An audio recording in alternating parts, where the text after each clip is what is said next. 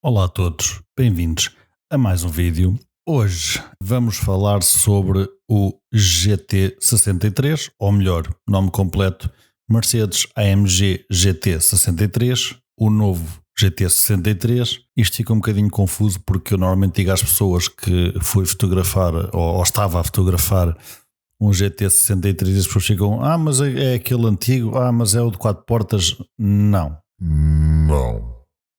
É o AMG GT 63.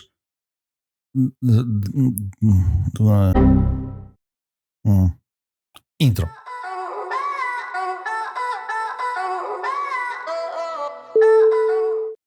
Ora bem, esta introdução foi um bocadinho a brincar, obviamente, mas a nomenclatura está assim um bocadinho estranha na Mercedes, eu acho, pelo menos nesta gama mais lá para cima. Mas o que é que se pode fazer, não é? Eles é que sabem, eu não mando nada, eu só estou aqui a dar os meus bitites. De qualquer forma, eu fui fotografar o novo AMG GT63, 2 portas, o que eles agora chamam um concorrente ao Porsche 911. Porsche 911 conduzi praticamente todos os modelos, há de me faltar um ou outro mais especial, tipo o ST e não sei o quê, mas conduzi praticamente todos. Este GT63, apesar de o ter fotografado, não o conduzi. Ou seja, é carro de stand, não estava matriculado, portanto não tive hipótese de o conduzir ainda. Pode ser que lá mais para a frente eu vos traga conteúdo diferente com este ou um similar.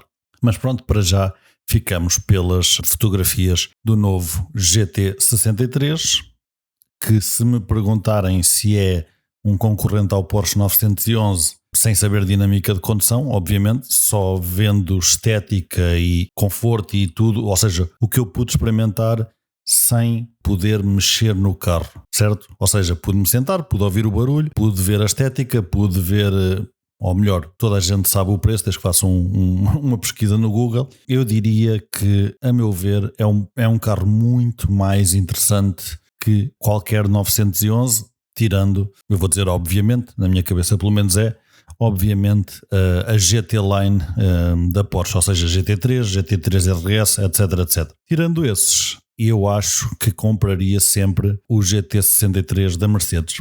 Porquê? Primeiro, esteticamente é um carro muito mais apelativo. Acho que é um carro que tem as linhas certas. Eu acho que eles tiveram espetacularmente bem com o design.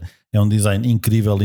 Não tenho nada a apontar, não há um único ângulo que este carro fique mal, especialmente com a especificação que vocês vão ver entretanto. Portanto, é um carro que está muito bem conseguido ao nível estético. Depois, a Porsche para mim tem um problema que é, pelo menos onde eu vivo, aqui em Leiria, uma pessoa manda um pontapé numa pedra e saem 3 Porsches lá de baixo. Para a Porsche marca é ótimo porque vendem imenso, é sinal que vendem imenso. Para quem queira algo mais exclusivo porque está a gastar 200, 300 mil euros num carro, fica meio difícil porque os teus vizinhos todos já têm um. Portanto, em termos de exclusividade, aqui o Mercedes ganha outra vez. Em termos de som, estamos a comparar um Flat Six ou um Boxer Six, ou chamem-lhe o que quiserem, o motor da Porsche, com um V8 biturbo. E não é só um V8 biturbo, porque normalmente isso não quer dizer grande coisa, não é? V8 por si tem bom som, normalmente ter turbos corta um bocadinho o som, mas a AMG faz sempre magia com os escapes, portanto tem um som de outro mundo. Portanto, volta a ganhar no som, ou seja, ganha na estética, ganha na raridade, ganha no som, para mim ganha no conforto e não posso comentar mais sobre a dinâmica de condução, talvez mais lá para a frente a gente fale sobre isso. Portanto, está comentado o carro, vamos passar às fotos. Ora, primeira fotografia que eu aqui tenho, não é nada de extraordinário, mas é um establishing shot, para saber o que é que estamos aqui a ver, não é? GT63, que é o nome deste carro e o modelo. Se não estou em erro, vai haver o 43, o 55 e o 63, em que o 55 e o 63 têm V8. Obviamente o 55 está down-tuned ou desafinado, não soa bem. Não, está down-tuned, ou seja, traz menos cavalos de origem, e o 43 trará muito provavelmente o 2.0 que está, ou que vem a equipar o A45S ou muito similar. Muito provavelmente, por acaso na altura acho que não falámos sobre isso, mas muito provavelmente haverá também uma versão S e Performance, não sei das quantas, que é com o sistema híbrido que passará este carro para os 700 ou 800 cavalos ou uma coisa doida por aí além. De qualquer forma, o carro que eu levaria para casa seria sempre o GT63. Isto é uma foto muito simples, não há aqui nada a ver, portanto vamos passar às outras que têm mais conteúdo. Próxima foto, aqui já dá para ver o carro. Epá, e digam-me lá se isto não é um carro muito bonito. Hein? E esta especificação está demais. Este cinzento qualquer coisa, com estas jantes pretas fica top, ali com a parte do difusor em carbono, com a asa ou o spoiler, vou-lhe chamar dinâmico e elétrico, porque há uma versão, para quem não sabe, vocês podem especificar este carro com spoiler fixo. Eu honestamente especificaria exatamente como este está, com o spoiler dinâmico, dá para fechar e abrir. Se viram as minhas fotos do SL ou o meu vídeo do SL, o spoiler é o mesmo, ou seja, funciona da mesma maneira, não é? Vocês podem fechar, abrir, ele abre automaticamente quando é necessário, etc, etc. Mas é um carro que eu acho que está muito, muito bem conseguido. É um carro que tem uma presença muito, muito, muito forte na estrada. Na estrada? Eu não posso dizer na estrada, não é? Tenho que dizer no stand. Mas é um carro que tem uma presença assim, bastante ombros largos e tal. Pá, eu acho que é espetacular. E depois, como não tem cor, entre aspas, são cores neutras, é um cinzento, não é? Estes highlights a vermelho para mim ficam a matar, fica perfeito, perfeito, perfeito, e era mesmo assim que viria para a minha garagem, portanto, quem sabe um dia. Próxima foto, aqui estamos a ver a lateral do carro. Eu acho que este carro fica mesmo bonito com o spoiler para cima. Não é que fique feio com o spoiler para baixo. Eu acho que há alturas de menos show-off, quando estão a passear na cidade e não sei o quê, com uma pessoa tipo, a menos que vocês tenham um Seat Ibiza fumarento, não andam a tentar chamar a atenção, andam a tentar tipo, ok, não vou chatear ninguém, não vou fazer muito barulho, não vou andar aqui a ser, como diziam os ingleses, obnoxious, não é? Tipo irritante. Portanto, spoiler para baixo, escape no modo calado e passear pela cidade. Quando chegou a uma estrada de montanha, para se divertir um bocado, spoiler para cima para ter um bocadinho mais downforce atrás, abrir as válvulas de escape e siga para bingo. Modo race, e temos um carro que é um autêntico foguete, tirando pela pinta dos outros. Lá está, mais uma vez, ainda não consegui conduzir este. Portanto, voltando à foto, aqui demos a lateral do carro para se ver as curvas e as proporções e tudo mais, e eu acho que eles aqui acertaram na mousse com tudo isso. Eu acho que está um carro espetacular, e sim, tem aqui alguns elementos porschianos, não é? Tem aqui algumas equivalências, mas eu acho que o capô mais comprido e outras coisas que diferenciam este carro, mas especialmente o capô mais comprido, é uma assinatura, digamos assim, da linha GT da Mercedes, não a linha GT da Porsche, mas a linha GT da Mercedes. Já o anterior, o GT, o GTC, o GTS, o GTR,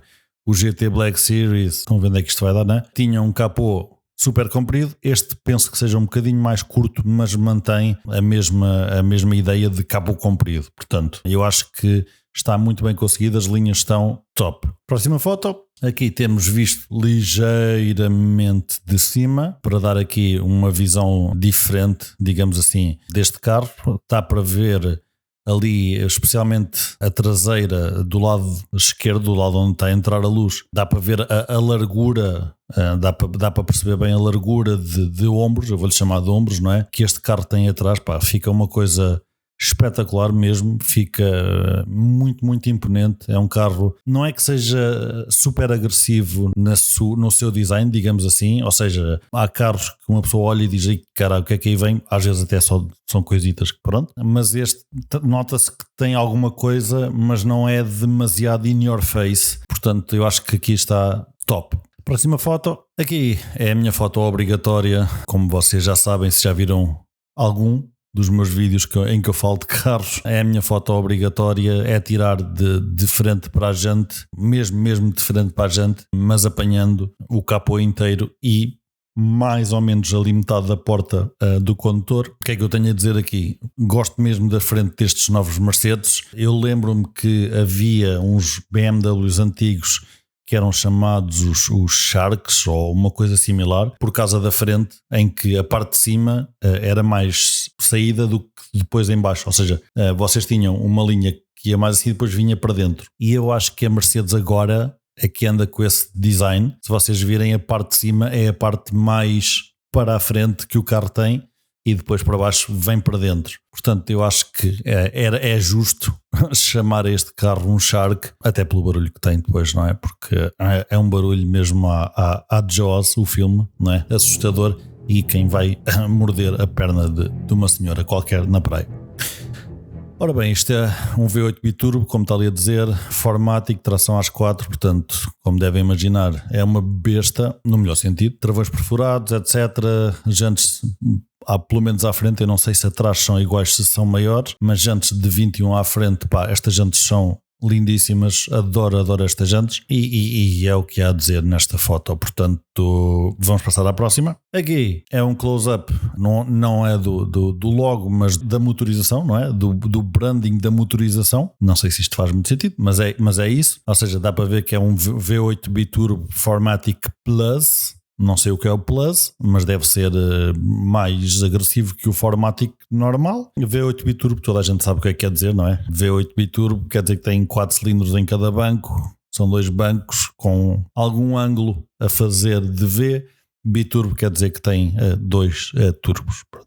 E foi a minha lição de engenharia automóvel por hoje. Próxima foto. Aqui temos a traseira e eu sei o que é que vocês estão a pensar. E pá, olha para aqueles escapes tão fake. Eu aí vou ter que concordar convosco. Eu não sei, honestamente não sei se é por questões de sonoras, se é por questões de outra coisa qualquer, mas a Mercedes tem muito esta mania de pôr, eu não sei explicar, mas de pôr estas ponteiras falsas, digamos assim, e depois lá dentro, se virem de frente, como dá para ver aqui pelo menos do lado esquerdo, dá para ver que tem 2 ponteiras na mesma, 2 de cada lado, obviamente 4, mas do lado esquerdo tem 2 na mesma, só que estão ligeiramente numa configuração diferente. E eu não sei qual seria o problema de as estender um bocadinho para fora e tirar estes coisas, retângulos, whatever, de falsos. Não percebo, mas é algo que eu realmente não gosto e tenho que admitir que não pode ser só coisas boas. Não,